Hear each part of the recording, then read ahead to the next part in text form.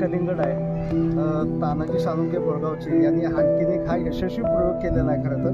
आणि त्यांच्याकडे जी उपलब्ध असलेली तांबडी आणि थोडीशी चुनखडी टाईपचीच जमीन दिसते आणि या जमिनीत केवळ हे 60 दिवसाचं पीक अत्यंत यशस्वी प्रयोग केलेला आहे साळुंखे साहेबांनी. आणि आपण त्यांना या नेमकं काय केलं याच्यामध्ये त्यांना सविस्तर विचारूया. बोला.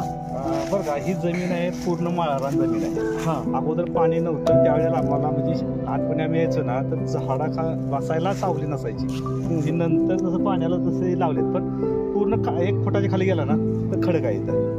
एवढी खडकाळ जमीन आहे. आता ह्या जमिनीत जे कलिंगड लावले ना अगोदर झेंडू लावला होता. त्याच्यानंतर मका केली होती. मका केल्यानंतर आम्ही ताक गाडला पावसाळ्यात आणि ताक गाडल्यानंतर याची रोपं लावली कलिंगडाची. हे 60 दिवसाचं पीक आहे. रोपं लावली त्यावेळेला लागून निघण्यासाठी त्याला आळवणी 2 घेतल्या होत्या. त्यानंतर त्याच्या ज्या फवारण्या त्या घेतल्या 1261ची फवारणी घेतली. पुन्हा आळवणी घेतलं तर फळं येण्यासाठी फळं सेटिंग होण्यासाठी त्याच्या आळवण्या फवारण्या त्या घ्याव्या लागतात. पुन्हा डावणी भुरी लाल कोळी ह्या रोगापासून बचाव होण्यासाठी त्याच्या फवारण्या घ्याव्या लागतात. कलिंगड लावले त्याचे उत्पादन घेतलं पण इथे मल्चिंग वगैरे दिसत नाही. हा, तो जो मल्चिंगचा खर्च आहे की नाही तो केलेला नाही.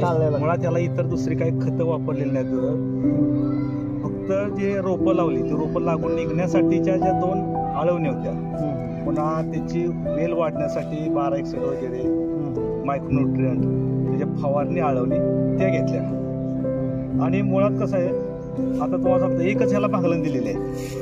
ते आता तुम्हाला त्यात थोडी तण वगैरे दिसत असेल ना ह्याला फक्त 1 भागलन दिलेली आहे. त्यावरच हे पीक आलेलं आहे. लागण केल्यानंतर वेल वाढण्यासाठी म्हणून 1261 मायक्रोन्यूट्रिएंट ती खतं भरली.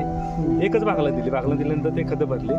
आणि पुन्हा रोग येऊ नये म्हणजे फळमाशीचा इथं जास्त प्रादुर्भाव होऊ शकतो. फळमाशी डावणी भुरी आणि लाल कोळी वगैरे याच्या फवारण्या घेतल्या. आणि त्याच्यानंतर फळ फुगण्यासाठी 12-0-35 13-0-45 आणि 00-00-50 ही खतं सोडली. त्याचा फळ साईज वाढण्यास त्याचा उपयोग झाला. आणि उत्पादन जास्त अशा प्रकारचा हा प्रयोग म्हणता येईल.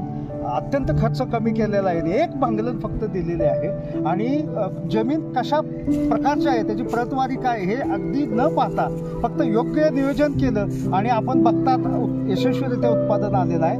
हे आपल्या समेत होते तानाजी साळुंखे याचा आणखीन एक यशस्वी प्रयोग म्हणता येईल. शेतकऱ्यांनी जरूर याची प्रेरणा घ्यावी. धन्यवाद.